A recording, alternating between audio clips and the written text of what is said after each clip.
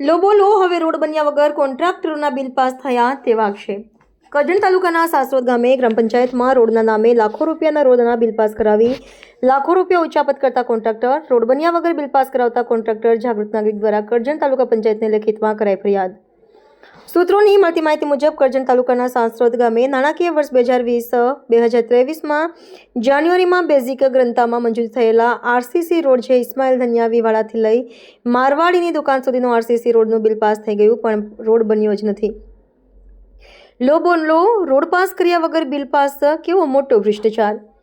તેની વિગતે વાત કરીએ તો જે સાસરોદ ગામમાં ઇસ્માઇલ ધનિયાવીવાળાથી લઈ મારવાડીની દુકાન સુધી બનેલા ભૂતિયા રોડના બિલ પાસ, જેમાં 44,000 અંબિકા ટ્રેડર્સને મટીરિયલ પેમેન્ટ તરીકે જે 24/1/2023માં 44,000 તારીખ 24/1/2023ના રોજ બીજું બિલ મટીરિયલના નામે પાસ થયું, જ્યારે 82,080 રૂપિયા નેન્સી ટ્રેડર્સને મટીરિયલના નામે તારીખ 24/1/2023 તારીખ 24/1/2023 23,920 રૂપિયા લેબર પેમેન્ટ તરીકે જમા, 21,701 પુના શેઠાણીના નામે અને 219 રૂપિયા સાસરોદ ગ્રામ પંચાયતના ખાતામાં દર્શાવ્યું, જેમાં ટોટલ 1,89,000 રૂપિયાથી વધુ રકમ એક જ કામ માટે ચૂકવાઈ હોવાનું જાણવા મળ્યું. જેમાં હકીકત એવી છે કે આજે દર્શાવેલ આરસીસી રોડનું કામ શાસ્ત્રોક્ત ગ્રામ પંચાયત દ્વારા જે જગ્યા આવેલી છે તે કરવામાં આવ્યું જ નથી, તો બિલ પાસ થયું કેવી રીતે?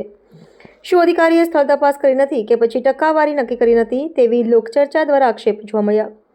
આ બાબતે સાસરોદ ગામના જાગૃત નાગરિક મયુનિદ્દીન આછોદવાલાને ભ્રષ્ટાચારની જનતા ઓનલાઈન એપ્લિકેશનમાં જોતા કોન્ટ્રાક્ટરના ભ્રષ્ટાચાર બહાર આવતા જાગૃત નાગરિકે કરજણ તાલુકા પંચાયતમાં એસઓને લેખિત તથા મૌખિક જન કરતા એસઓએ સ્થળ તપાસ કરી ભ્રષ્ટાચારી કોન્ટ્રાક્ટરો ઉપર કાયદેસરના પગલાં લેવાનું આશ્વાસન આપ્યું હતું.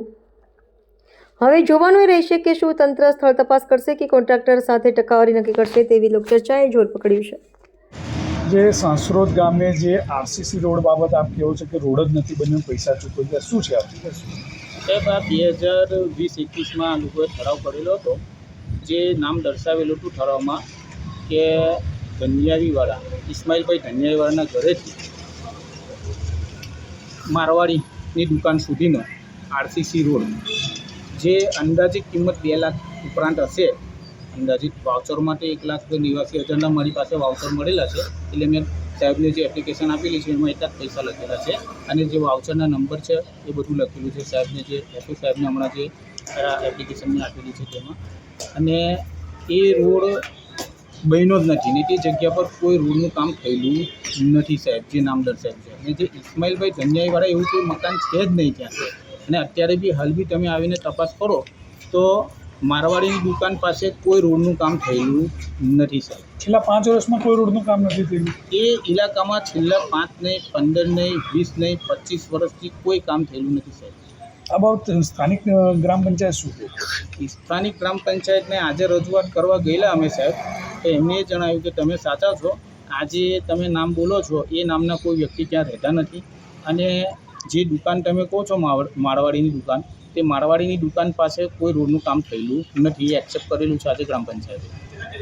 તો શું કહી શકાય કે આ રોડ ભૂતિયા રોડ બતાવીને રૂપિયા ઉઘરાઈ? 100% સાહેબ ભૂતિયા રોડ છે અને આ બહુ મોટું ફ્રોડ કહેવાય છે.